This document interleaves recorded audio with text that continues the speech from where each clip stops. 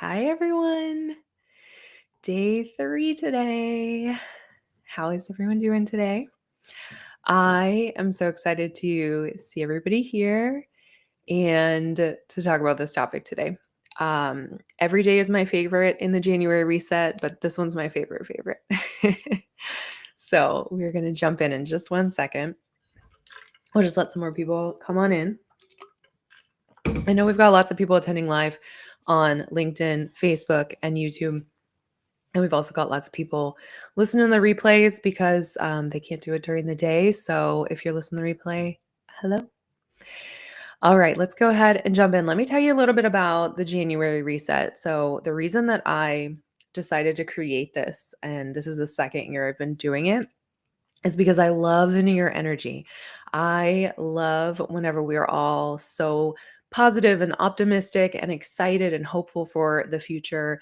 And what I want to invite everyone to do is to set up your year so that you can enjoy it, so that you can create the kind of life that you want. Instead of the year happening to you, I want you to think about how you want to happen to the year, what you want to create in the year ahead. And just like I shared about my client Carrie yesterday, who participated in the January reset last year, she's created so much for her life in 2024, so much positive change. She's exercising regularly. She just got a brand new, amazing job and promotion. She's a single mom of 3. She has all the reasons not to do it, but setting your year up with intentionality and deciding, this is how I want to live my life. This is how I want my career to look. This is how I want to create my life this year. And you can do it too. So I hope that all of you who are here today and who have been here all week will join me in that invitation. So if you are just tuning in for the first time, today is day 3. We spent 2 days together already, and we have 2 days still to go. So we're halfway through our January reset. So let's go ahead and jump right in. So you are in the right place if you are a high achiever, if you are someone who has very high expectations of yourself and you're used to achieving and succeeding and you like how that feels and you want to continue doing that.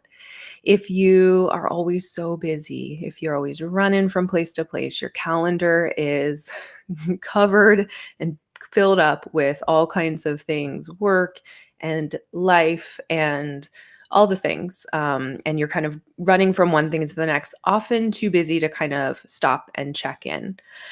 If you desire positive change, maybe you have some hopes and dreams, and maybe in our exercises yesterday, you realized more clearly what some of those are, and you have these desires for your life, but you aren't living into them yet. For whatever reason, you haven't made those changes yet, but you have a desire for something different or for something more for your life. And if you sometimes fall off the wagon, I think that at the beginning of the year, we tend to make resolutions or set goals, and we might start off the year strong and then kind of fall off the wagon. That can happen anytime throughout the year as well. But maybe you have some great intentions of making positive change, but you just haven't made some of those changes yet that you need to. We're going to talk about that specifically today, why you might not be making those changes or why you might be avoiding taking actions to change your life. Okay, so I just want to introduce myself to those of you who are new to me. And so I am a certified executive coach. In my past life, I spent over a decade as a tech startup exec, leading companies and teams through various stages of growth. And loved that. And then I became a mom and I decided I wanted to do something different with my life. And so now I am a coach, and my mission is really to empower women, especially executive moms, to really live the lives and have the careers that they want. I just want every woman to live in alignment with how she wants to live her life, not how everybody else is telling her to live her life or how she feels that she should be living her life, but really for every woman to decide on purpose how she wants to live her life and then live into it. So that's really why I'm offering this today and this week, because I want to help to set you up for that. And what you're going to walk away with this week, so you'll definitely walk away with more clarity, more clear about how you want to show up this year, having a clear vision for what you want your life to look like, and also developing a plan. And I think also what we're really doing today is helping you to figure out how to overcome barriers as they come up. So, you might have the best plan and the best vision, and it's very clear to you. But then what happens whenever you aren't taking action or whenever an obstacle comes up? That's what we want to get into today. All right. So, before we jump in, I want to let you know about an offer that I have for you.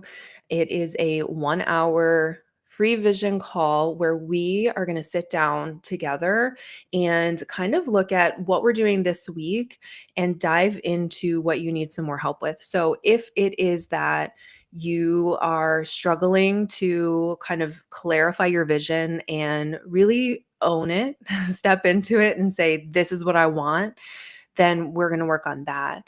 If you have a very clear vision, but maybe some of the things we'll talk about today, you recognize that you have some things holding you back, then we're going to dive into that. And if it's that you have the vision, but you need to create the actionable steps and plan, then we'll dive into that. But really, it's customized to help you to set yourself up for success here in 2025 so that you can have an amazing year. So you can scan the QR code, schedule on my calendar, and I would love to talk to you. I love doing these calls, and I love, like I said, helping women just set themselves up for the kind of year and the kind of life that they want to live. So I hope you'll join me in that. So let's talk about what we've done so far, what we're going to do today, and then what we've got left. So we are on day 3 of the January reset, and each day has a meta question, kind of an overarching question. I had someone ask me yesterday, what is meta? Not the company, but a meta question is kind of like an overarching question of the day. And so day 1 was, where are you now? And we kind of took stock to check in with what's going on right now. Day 2 is creating your vision. So, where would you like to be? And taking a look into the future and kind of painting that picture. And I shared a lot of exercises yesterday, and I hope that you have downloaded the worksheet to help you through that, to kind of really paint that picture and get that clear vision about what you want your life to look like, what you want to create for yourself here in 2025. And then day 3 today is to identify and overcome barriers. So, I am going to talk about some of the most common things that come up whenever we start to take action toward our dreams. And I'm going to give you some tools to work through them.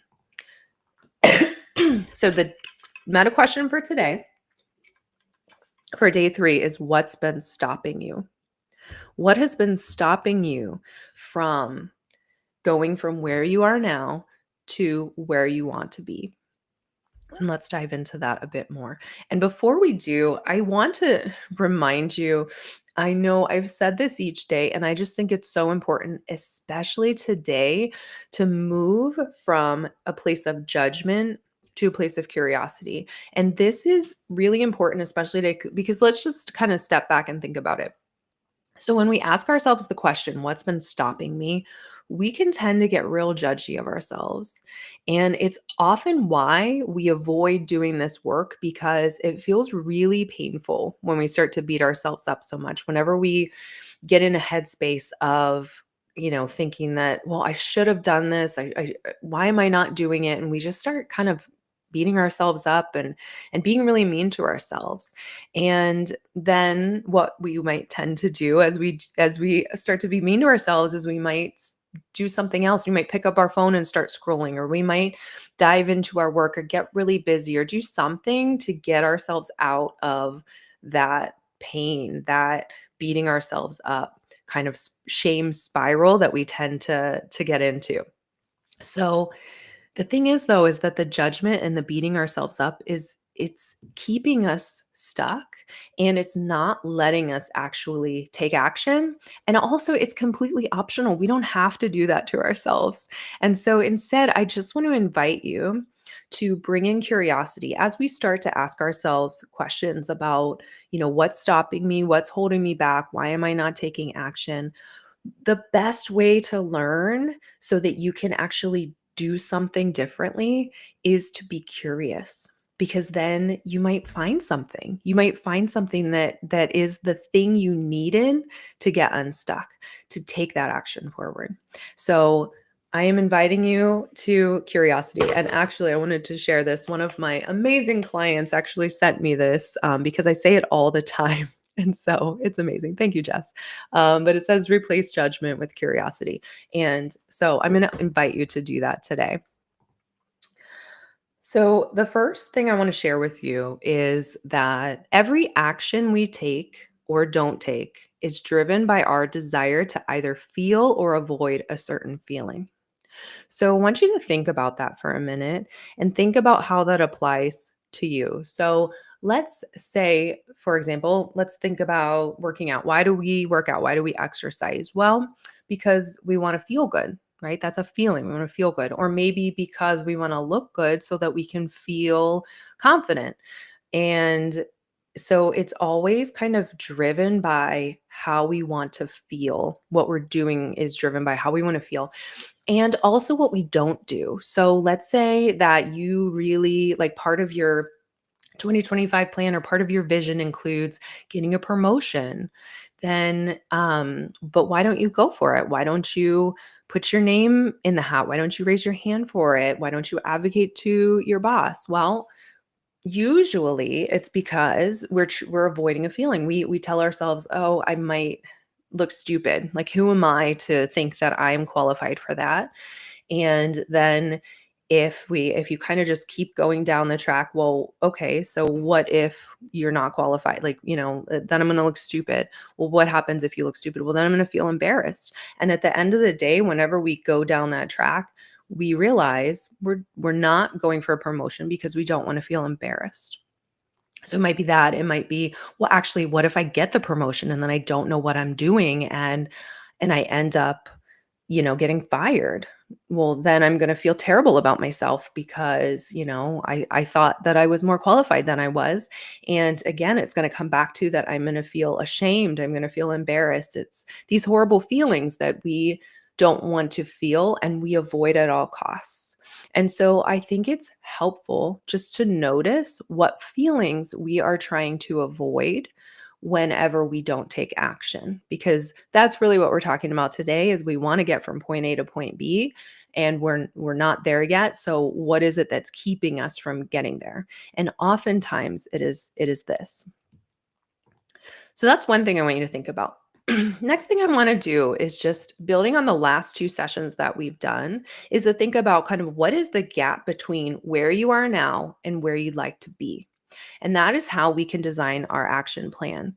And so we're not going to get into action planning today, but just if you could think of like one or two things that you might need to do or make a change in order to get there, something that you might need to take action on, something that you realize is keeping you from doing it, some change that you might need to make to get from point A to point B, from where you are now to where you want to be.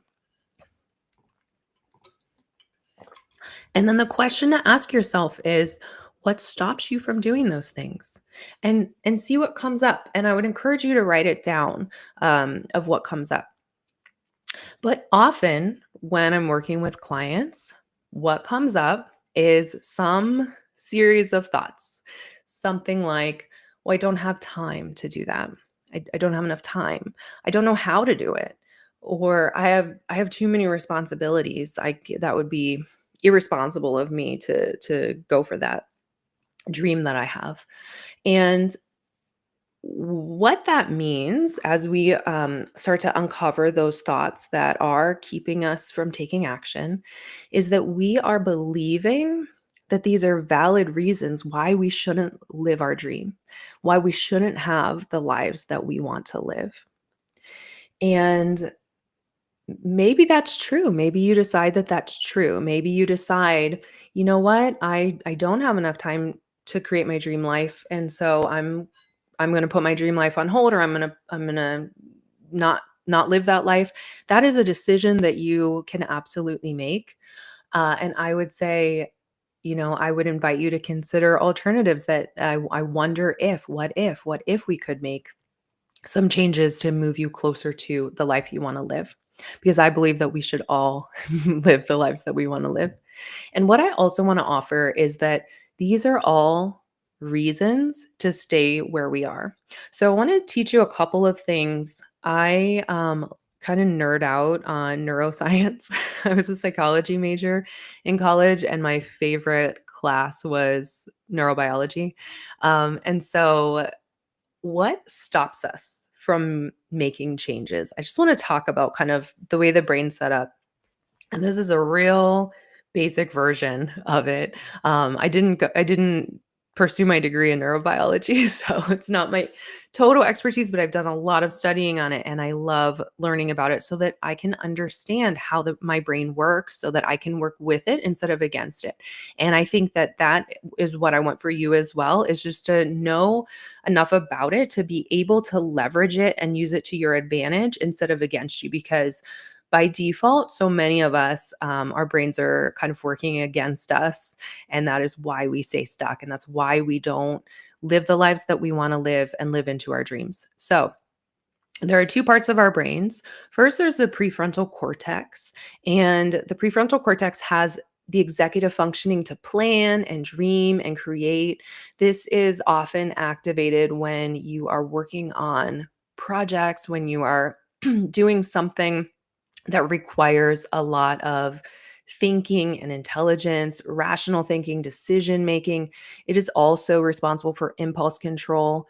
When this area of our brain is activated, that's when we feel motivated, inspired, we're taking action, we're feeling confident, we're living in alignment. It also takes the longest to develop, and it's not fully developed until age 25. So those of you with kids might see that on a daily basis, especially with toddlers. This is actually kind of what we might call our adult brain. So that's kind of the adult in there, inside of our brains. This is also the newest. So in terms of evolution, the early humans did not have this part of their brain. This is something that has kind of been added on to our brains as we've evolved as a species.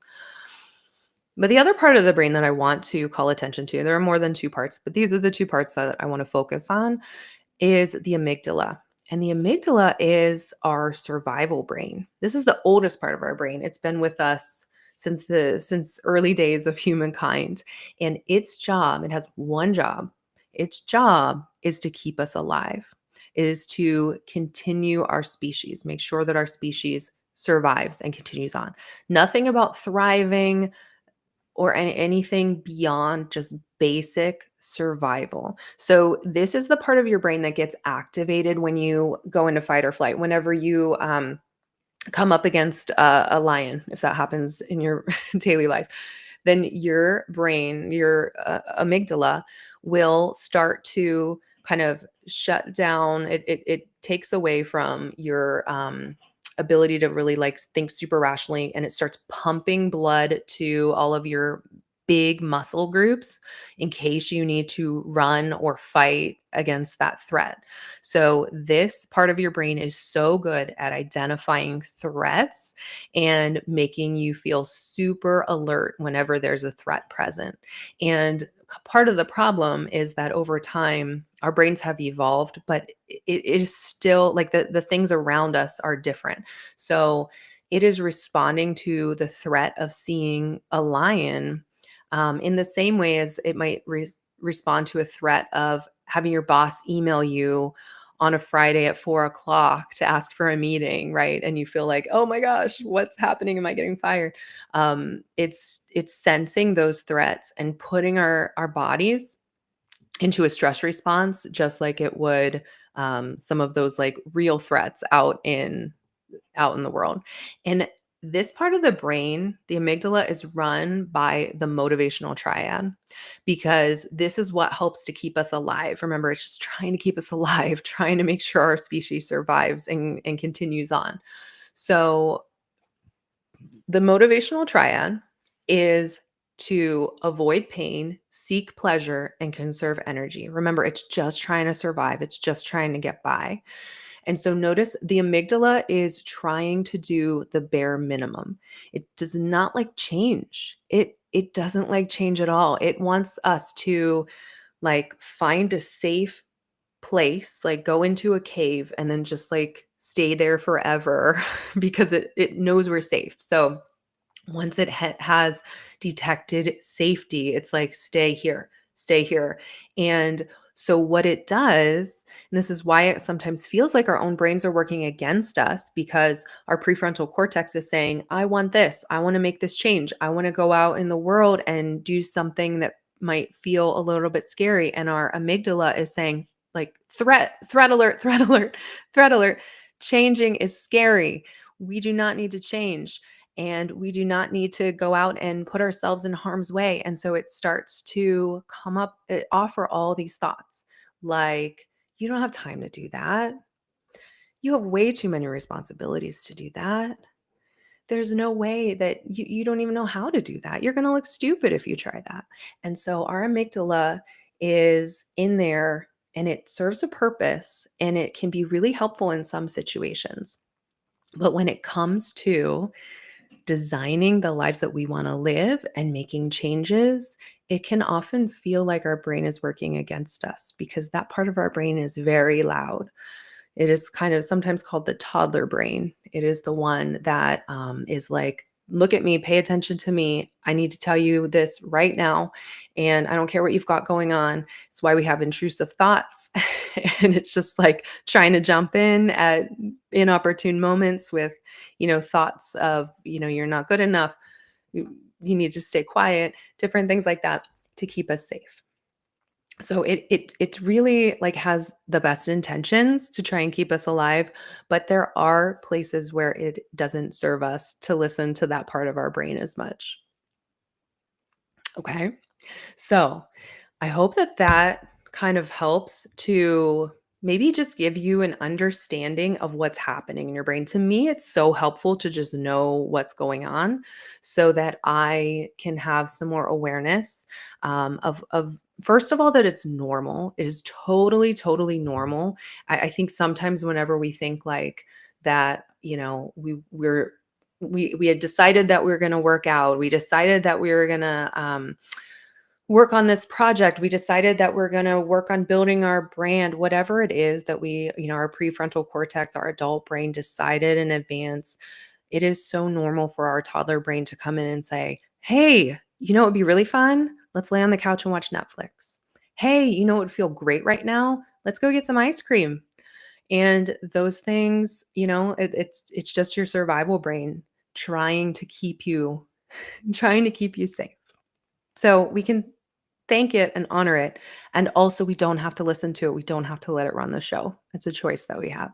So, I just want to offer this thought. Don't believe everything you think. We almost always believe that our thoughts are accurate and true. And we say them like we're reading the news with such certainty. But, we say things like, I don't have time. I'm too old. I'm too invested in my career to make a change right now. I have too many responsibilities to go for that dream. And I just want you to notice that these are all just thoughts and beliefs. And that our survival brain is coming up with, and they may be limiting you. They're not facts. They're not universal truths that could be held up in a court of law. Your brain will try to prove that they are true, but those are just thoughts. They're just sentences in our brains, and we can decide if we want to believe them or not. And so I love this quote, don't believe everything you think, because our brains offer us all kinds of things and we get to decide what we want to think. We get to decide what we want to believe. I want to share an exercise with you. So I've given you some information here. I want to share an exercise with you just to empower you that whenever one of these thoughts comes up, what you can do with it. Okay. And there are a few different tools and exercises that I love to take my clients through. And this is just one of them. So, as these thoughts come up, try this. I want to invite you to try this. These are Byron Katie's 4 questions. First, ask, is it true? And just answer yes or no. Just yes or no. And oftentimes, immediately, we'll be like, yes, yes, it's true that I don't have enough time. Well, let's use that example. I don't have enough time. Is it true? Yes. Can you absolutely know that it's true? Okay. And this is where we start to wonder, what is enough time? How much time would I need? How much time do I have? Has anyone else in the world ever had the amount of time that I have and created what I want? Maybe, right? And so then we can start to kind of poke holes in that question, or I'm sorry, holes in that thought of I don't have enough time. And so really we don't know for sure that it's true. We can maybe we say no. No, I don't know for sure. And then we want to bring some awareness. How do you react? What happens when you believe that thought? So when I believe the thought I don't have enough time, what happens? Well, I don't do the things that I want to do. I don't work toward my dreams. I usually take actions on things that are less important to me and that don't matter as much in the big picture. Like I might do busy work or I might do other things that I have to do rather than the things that I want to do because that's the choice that I'm making in that moment because I'm telling myself I don't have enough time to work on the things I want to do. And then who would you be without that thought? I love this question. I think this opens up so much possibility. So if I took that thought out of my head, if whenever I thought of working on something, taking an action toward the life I want to live, toward my dream, who would I be without the thought, I don't have time to do that? I'd probably be a person who takes action on my dreams. I'd probably be a person who isn't limited by a thought like that, right? And whatever else comes up for you, I think that is such a powerful question. And this is such a powerful exercise to go through and do with every single thought that comes up every time you want to take an action and you don't. So, as we are wrapping up today, I hope these tools are super helpful for you. I know they're helpful for me personally, and they're some of the tools that I share with my clients. I would love to dive deeper into your limiting beliefs that are holding you back. That's one of the big things that we do in coaching, and we clean all that up so that you can take the steps forward so you don't have to stay stuck. So you don't have to feel like you are a victim of your circumstances. You can take the action that you want to take and live the life that you want to live. So I would love to talk to you about that. Um, Please book a 25 vision call. I would love to talk more with you. All right, to recap what we've done so far, where are you now? Where would you like to be? And what's been stopping you? Tomorrow, we're going to work on planning your steps so that you can have a really intentional year and create the kind of year and life that you want to create. If you would like to connect with me, I would love to connect on LinkedIn. Also, I have a podcast, the Executive Coach for Moms podcast. I'm replaying these episodes every day this week so that maybe if you want to re-listen to them while you're out on a walk or driving in a car, whether that's today or whether that's 6 months from now to revisit, on your goals and where you're at for the year, then I want to offer that to you as well. So I hope you all enjoyed today's lesson. Thank you all so, so much for being here. And I hope to see you tomorrow at 10 a.m. We're going to talk about working on your plan for setting you up for an amazing year because you deserve to have an amazing year.